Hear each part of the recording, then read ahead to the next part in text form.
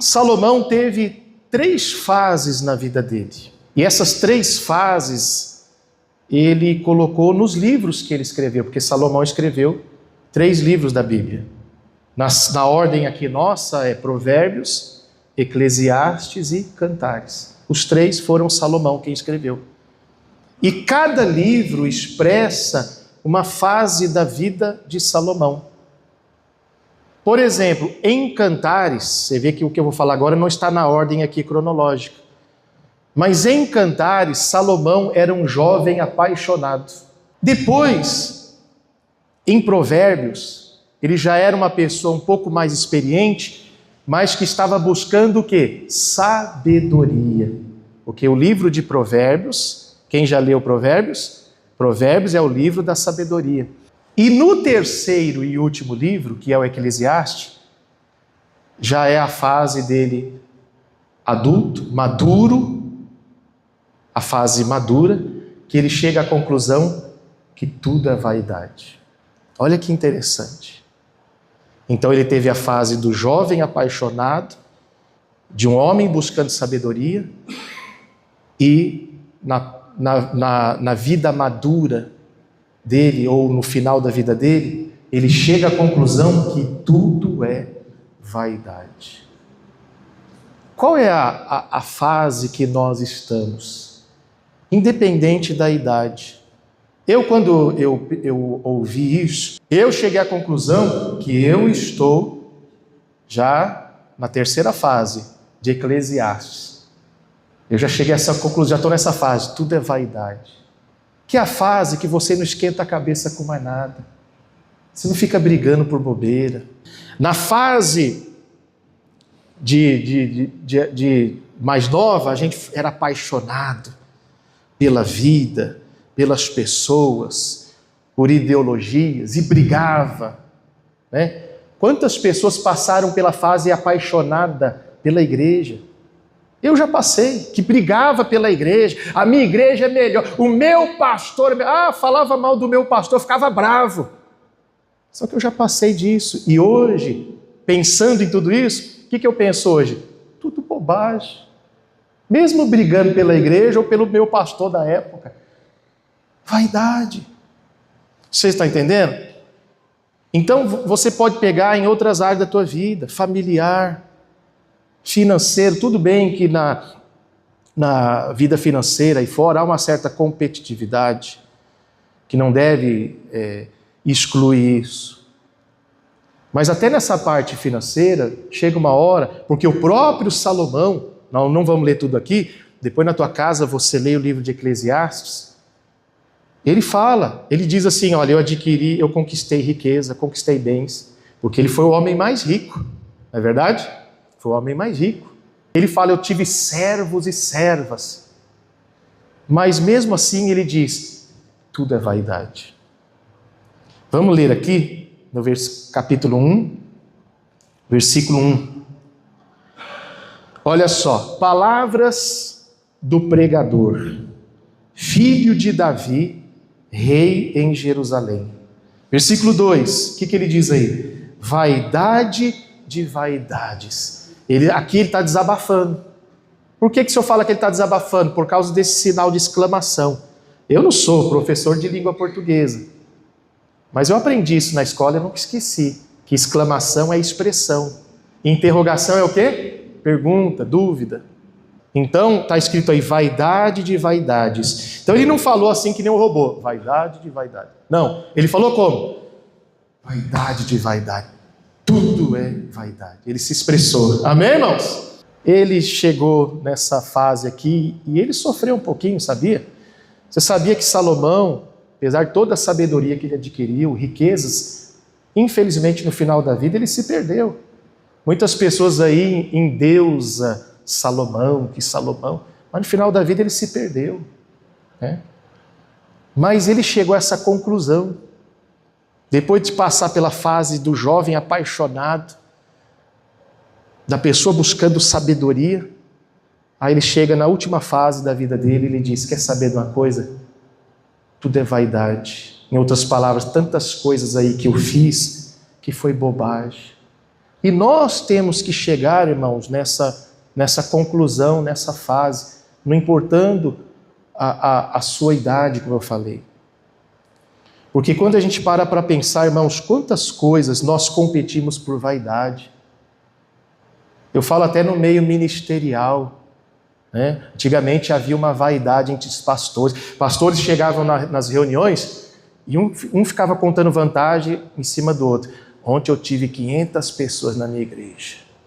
Aí o outro falava, pois eu tive 600. Quantas brigas que nós tivemos.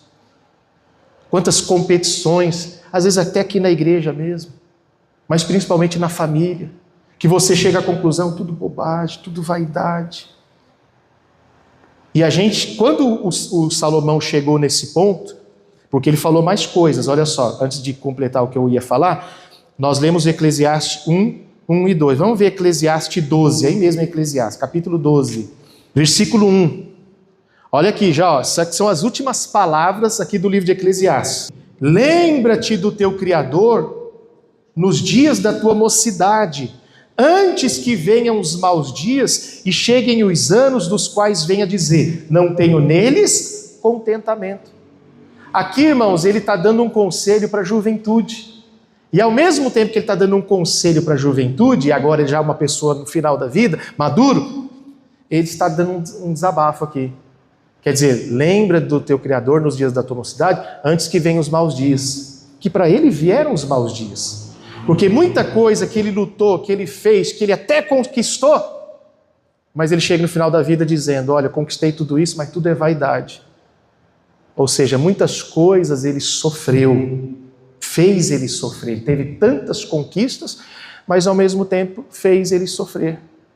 Ele mesmo disse, antes da gente ler aqui ainda um outro versículo no capítulo 12, dentro desse entendimento, aqui mesmo ainda em Eclesiastes, capítulo 4 agora, Eclesiastes capítulo 4, versículo 6. Vamos ler juntos? Melhor é quantas mãos cheias? É uma mão cheia com o quê? Com descanso. Do que ambas, ou seja, as duas, cheias, mas com o quê? Com trabalho e aflição de espírito. Você vê, mas antes ele não pensava assim. Ele queria tudo. E ele teve tudo. Só que agora na terceira fase da vida dele, ele chega à conclusão que é melhor ter uma só cheia e ter paz, do que ter ambas e aflição de espírito. O que é melhor, você ter razão ou ter paz? Paz. Então é essa fase da vida que nós temos que chegar. Essa conclusão é colocar os pés no chão e chegar a essa conclusão. E isso, irmãos, tudo que eu falei aqui para vocês está no Velho Testamento. Mas isso Jesus nos ensina no Evangelho. Essa paz, esse descanso. Porque se você for ver, vou pedir para o Alisson colocar ali agora na tela, Mateus 11, capítulo 11, versículo 28 e 29, Jesus trouxe essa mensagem de que também tudo é vaidade. Porque Jesus pregou uma mensagem de um evangelho simples. Muitas vezes o evangelho que nós aprendemos ou que a gente tem visto, um evangelho de conquista acima de tudo, doa quem doer, não importa como, que eu tenho que ser melhor, que eu tenho que ter. Jesus não ensinou isso. O evangelho que Jesus ensinou é paz, é descanso, é repartir com todos. Você sabia que no evangelho de Jesus ensinou se contentar com o que tente? Jesus ensinou no seu evangelho. Apesar que quem falou isso foi João Batista para os soldados romanos, que eles perguntaram, e o que eu faço? João Batista disse, se contente com o seu salário. O evangelho é isso. O evangelho vem para trazer descanso, uma mente consciente, que muitas coisas são vaidade, que a gente tem que se manter mais na paz, para ter uma estrutura física e emocional sadia. Porque quando a gente não entende isso e vive uma vida agitada, tribulada, de conquista em todas as áreas, a todo custo, isso adoece não só o físico. Quanta gente está doente aí, irmãos?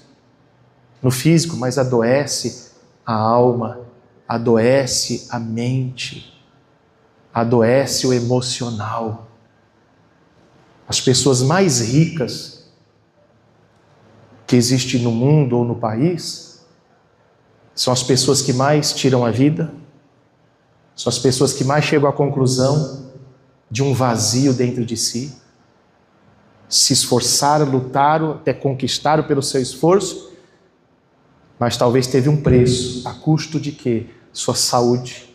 Vinde a mim, todos que estáis cansados e oprimidos, e eu vos aliviarei. Então ele já traz uma mensagem aqui de alívio. Tem muita gente que primeiro precisa desse alívio, uma vida muito agitada, muito competitiva, né? Então precisa desse alívio. Tomai sobre vós o meu jugo, quer dizer, meu ensinamento ou domínio, e aprendei de mim que sou o quê? Manso e humilde. Veja, Jesus está dizendo, eu sou humilde. O Salomão chegou no final da vida dele e ele demonstrou um pouquinho no final da vida de humildade, porque ele chegou à conclusão, tudo é vaidade. Mas ele não era assim antes. E encontrareis o quê? Descanso para a vossa alma. Então o Evangelho sempre propôs essa humildade, esse descanso, essa paz que Salomão só foi descobrir quando? Na terceira fase da vida dele. Depois de ele ter a fase de apaixonado, a fase buscando a todo custo sabedoria para ser o maior, e foi um rei, mas chegou no final da vida, ele chega à conclusão, quer saber de uma coisa? Se ele estivesse aconselhando uma pessoa, aconselhando a gente agora, ele ia falar, olha, tudo nessa vida é vaidade. Eu tive tanta coisa, mas quer saber de uma coisa? Não valeu tanto a pena assim não. Porque tudo é vaidade. Tem muita coisa que é besteira, é bobagem. Que não vale a pena ficar brigando, não vale a pena conquistar a todo custo. É isso que ele está falando aqui. Então, voltando para Eclesiastes. Agora, irmãos, no versículo 13, últimas palavras de Salomão. No versículo 13 e 14. O que ele diz agora? De tudo que se tem ouvido, o fim é: teme a Deus e guarda os seus mandamentos. Por quê? Porque este é o dever de todo homem. Porque Deus há de trazer a juízo toda obra e até tudo que está encoberto, quer seja bom, quer seja mal. Então por isso que ele chega no final aqui da fase da vida dele, entendendo que tudo é vaidade, que muita coisa que ele fez não precisava ser feito. E aí ele fala aqui, porque o fim da vida, a finalidade da vida, primeiro é temer a Deus. E temer a Deus não é ter medo de Deus, é respeitar. Teme a Deus, no versículo 13, e guarda o quê? Os seus mandamentos. Lembrando, irmãos, que na época que Salomão escreveu isso, ele estava na antiga aliança, era outra dispensação, era lei, estava debaixo da lei de Moisés. O mandamento hoje que nós temos que guardar não é mais o mandamento do Velho Testamento, é do Novo Testamento, é nova aliança. Hoje o nosso compromisso, como a gente falou sempre aqui, é da cruz para cá. Qual é o mandamento que eu tenho que guardar? É o que Jesus ensinou. O que Jesus ensinou, a gente fala amém. O que Jesus não ensinou e não mandou fazer, não serve para nós. Estão entendendo? Eu não tenho aqui que ficar pegando, que nem eu estou lendo aqui Velho Testamento, pegando bons exemplos que tem, mas eu não posso pegar desses homens do passado e fazer doutrina hoje.